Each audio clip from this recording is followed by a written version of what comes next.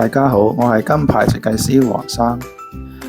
咁喺裝修期間，我哋周不時都要巡視工地，咁睇下師傅做到邊一個步驟。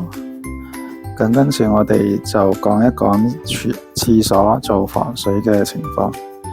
咁廁所首先要批檔啦，批檔完之後，再用西卡107防水料油第一陣，等佢乾咗之後，第二日就由第二陣防水啦。咁第二陣防水又等佢乾完之後，第三日就可以試水啦，儲水儲24小時。咁我哋喺水位嘅位置就劃分，做好記號，睇下個水位有冇降到。